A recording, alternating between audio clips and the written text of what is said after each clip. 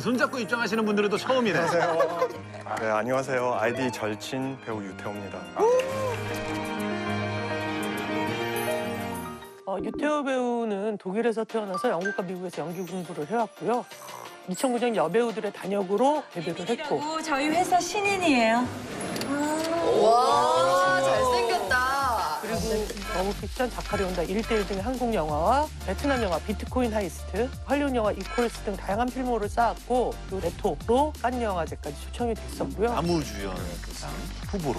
In the history of the cinema arts, it's like the highest league that you want to achieve, so it's an honor for me to be here. 그 드라마 아스달 연대기와 머니게임, 보공주사 안은영에도 나와요. 와. 그 유태호 배우가 최근 빌런의 역할을 몇 편을 했어요. 네. 근데 무겁지 않은 경쾌한 빌런을 봐서 저는 되게 좋았어요. 이 방구석 정모에 꼭 나오고 싶으셨다고 했는데 그 이유가 있을까요? 일단은 이런 방구석 형태가 너무 편하잖아요. 저도 집에서 친구들 뭐 초대하면서 항상 이런 식으로 놀고 그냥 취미 생활을 즐기거든요. 거기다가 사실 제목은 방구석 일렬이 아니고 해시태그 방구석 일렬이잖아요.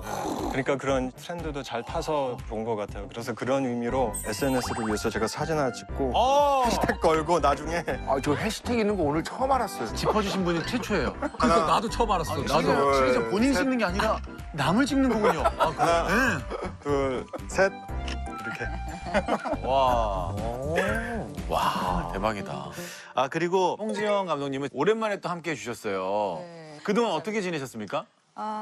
유태호 배우와 함께 네. 새해 전야라는 영화를 아주 긴 시간에 걸쳐서 찍고 마무리했어요. 네 옆에 있으면 내가 자꾸 못 나죠. 너 계속 그렇게 생각하고 있었던 거야? 이완소송 중이에요. 딱 제목처럼 1월 1일을 일주일 앞둔 9명의 주인공이 감정의 소용돌이를 아주 진하게 겪는 나랑 결혼해줘. 일주일 동안의 이야기. 오랜만에 우리 그야말로 명품 로맨틱 영화를 네, 한번 볼 수 있습니다. 그리고 저는 패럴림픽 스노보더 역할로 나와서 갈등 사이길에서 어떻게 이 사랑을 지킬 수 있나에 관한 그런 따뜻한 얘기예요. 그래서 그런 매력 포인트가 있어서 저도 하고 싶었던 거. 기대가 됩니다. 네. 저는 사실 이 레토 때문에 키릴 감독을 처음 알게 됐는데 러시아에서는 굉장히 유명한 감독이라고 그러더라고요. 키릴 세레브렌니코프 감독은 유의 날이라고 하는 작품으로 이제 로카르노 영화제에 초청되면서 이제 국제 무대에 이제 자신의 이름을 알렸고요. 스튜던트라고 하는 작품으로 칸 영화제 이제 주목할 만한 시선 부분에 오르면서 칸 영화제에 입성을 했고 바로 이 레토라는 작품으로 70일의 칸 영화제 경쟁 부분에 공식 초청이 됐죠. 이 감독이 다른 감독들하고 좀 비교 조금 차이점이 있다고 하면 보다 조금 젊은 감성과 감각을 가지고 있고 이전에 보지 못한 좀 이미지들을 만들어낸다는 생각이 드는데요. 그러니까 마치 그 라이언 맥기니의 사진집에서나 볼 것 같은 정말 벌거벗은 이 젊은이들이 막 질주하고 자유롭게 노는 그런 모습들을 보고 있으면 와, 지금까지 러시아 영화에서 이런 이미지를 본 적 있나 싶을 정도로 굉장히 놀랍죠. 이 영화의 카메라 웍을 보는데 마치 우리가 음악 악보를 따라가는 것 같은 느낌을 받았어요.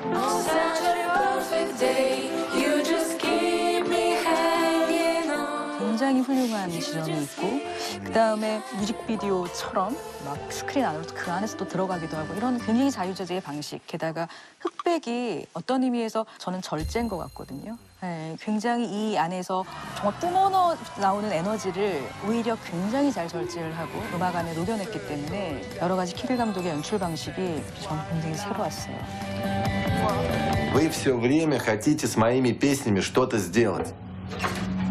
Может, попробуем их просто спеть? 근데 유태호 배우께서는 어떻게 러시아 영화에 함께 하시게 되셨는지요? 두 감독님 때문에 캐스팅하게 된 계기가 있었어요. 첫 번째 감독님은 루슬란 박 감독님이 계시고 그때 한 2017년도에 연락이 오더라고요. 어떤 뮤지션을 만났는데 그냥 그분이 이 영화에 캐스팅됐다. 그런데 아직도 빅토르 최 역을 찾고 있는데 빅토르 최를 연기할 만한 배우를 알고 있으면 나한테 좀 알려달라 하면서 그래 알았어. 내가 누굴 발견하게 되면 내가 연락해줄게 하면서 그냥 전화를 끊었어요. 감히 제가 이 캐스팅이 될 수 있다고 상상도 못했었거든요. 그런데 이제 두 번째 감독님은 김정환 감독님 이런 상황이 있었다 제가 감독님한테 얘기를 했는데 감독님이 태호야 네 거를 그냥 보내봐 한번 일단 그러시는 거예요. 그래서 그래 볼까 하면서 이제 그렇게 찍고 보냈는데 한 4, 5일 뒤인가 오디션 보러 올 수 있으면 좋겠다. 우와. 그런 식으로 연락이 된 거예요. 신기하다. 네. 제가 어디 인터뷰 갔을 때 경쟁률이 2000대 1 막 이랬다던데 아니에요? 그럼? 맞아요. 키릴 감독은 빅토르체와 영혼이 닮은 그런 배우를 찾겠다고 생각을 해서 러시아뿐만이 아니라 전 세계적으로 대대적인 오디션을 했다고 해요. 그래서 오디션이 2000대 1이었고 첫 번째로는 고려인의 피가 흐르는 그러니까 일단 한국계였으면 좋겠다라는 게 있었고 또 하나는 19살을 연기할 수 있는 배우였으면 좋겠다. 그리고 연기 경험은 있었으면 좋겠다. 근데 유태호 배우는 지금 봐도 19을 연기를 할 수 있잖아요, 얼굴이. 네, 그래 보이세요. 와 근데 저 몇 가지 조건이 별거 아닌 것 같은데 진짜 진짜 어렵네요. 어렵죠. 왜냐면 19살이 연기 경험이 많기가 어렵죠. 어렵죠. 근데 영혼도 닮아야 돼. 이건 뭐냐면 지 마음대로 뽑겠다는 거예요. 기준 없이. 근데 사실은 러시아에서 오디션을 본다고 하면은 굉장히 떨렸을 것 같은데 어떤 식으로 어필을 하셨어요? 아, 유일성으로 어필해야 되겠다. 유일성? 예, 유일성. 공통적인 유일성이 무엇인가를 생각했을 때 둘 다 퍼폼하고 둘 다 한국 피가 흘리고 둘 다 유럽 배경에서 자랐잖아요. 근데 그런 배경에서 가질 수 있는 외로움과 뭐 그런 이국적인 멜랑콜리한 이런 감수성을 어렸을 때 똑같았다. 그래서 내가 이런 느낌을 안다라는 얘기를 했어요. 그래서 대부분 오디션 볼 사람들이 락카의 전설, 그런 남성적인 그런 자유분방한 뭐 그런 느낌을 항상 표현하려고 했는데 저처럼 이 순수한 면과 이 청소년 가지고 있는 그런 면을 못 본 것 같아요. 나중에 이제 PD님이 네가 될 것 같다라는 얘기를 딱 하시더라고요. 그게 주요했네요. 영원히 닮아야 된다고 했는데 그렇지. 배경이. 네. 닮아버렸어. 닮아버렸어.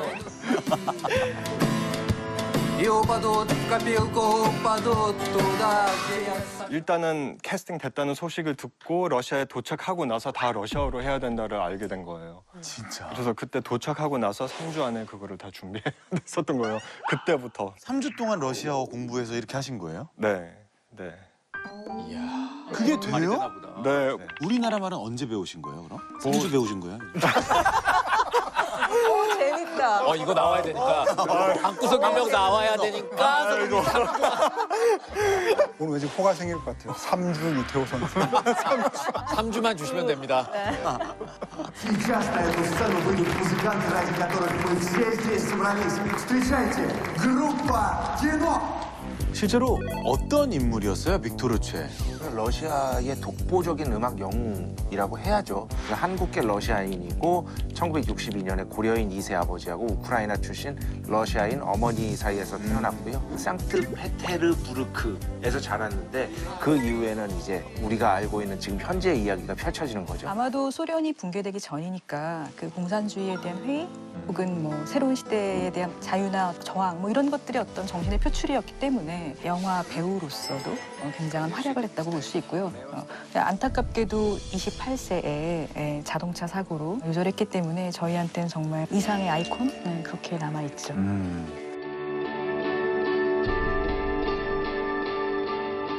네, 한번 상상을 해보세요. 예를 들자면 김현식 가수님을 연기해야 돼. 외국 사람이 한국으로 와서 감히 네가 우리 김현식을 연기할 것인가 라고 그 날카로운 눈빛이 다 느껴지더라고요. 그러니까 어마어마한 기싸움을 해야 됐었던 거죠. 전 그냥 빅토르체가 되게 키가 크고 빠듯했거든요. 그래서 뭐 그런 제스처와 기술적인 외면적인 부분들에 관한 집중을 많이 했었던 것 같아요. Вы прослушали композицию американского музыканта Поппа Игги, которая называлась «Пассажир». Но, к сожалению, ничего этого не было. 이것이 모두 가짜입니다라고 뮤비 끝에 이제 단호하게 생기신 분이 항상 나와가지고 안경 낀 네, 그런 메시지를 주는 이유가 그 당시에 억눌려져 있던 어떤 러시아 청춘들의 자유를 상징하는, 그러니까 실제로는 이렇게 하고 싶었을 것이다라는 거를 상상으로서 재현하는, 실제로는 그렇게 할 수 없었다는 게 너무나도 안타까운 사회였다라는 거를 역으로 보여주는 게 아닌가라는 생각도 했었어요. 네, 어쨌든 이 역할로 칸 영화제 나무주연상 후보로 네. 함께 하셨잖아요. 그때 또 기분이 어떠셨을까요? 일단 그 소식을 들었던 날에는 너무 기분 좋았죠. 네. 정신 없더라고요. 와, 이 명예의 자리, 칸 영화제 경쟁 후보로 올라가는 게 어떤 배우의 꿈이잖아요. 감독님도 그러시고. 그런데 시원섭섭한 느낌이 있었어요. 그때까지도 감독님이 못 나오셨고 좋으면서도 슬펐죠. 그래. 근데 이런 말씀을 드리면 어떨지 모르겠지만 그해 칸에 진출한 어떤 배우보다도 밝게 웃고 계시더라고요. 왜냐면 왜냐면 정말 해맑게. 슬픈 내색이 전혀 없었어요? 아니 그거보다는 슬펐고 네. 그런데 이제 감독님이 못 나오시니까 일단 더. 세계 프레스 앞에서 제가 주인공으로서 질문을 많이 받을 거라는 예측을 한 거죠. 네. 그러니까 이거 인터뷰 과정을 연기를 준비하듯이 계속 날카로운 질문을 어떻게 유연하게 또 대답할 수 있는 연습을도 많이 했고. How did you prepare for the role? There are over 140 million subjective versions, personal versions of what they think Victor is to them. So that was a really big responsibility. And 다 that's 공부하고 갔어요. 그래야 딱 긴장하면 안 되니까. 그리고 감독님을 뿌듯하게 만들어 드려야 되겠다. 감독님 사진을 들고 딱 등장해야 되겠다.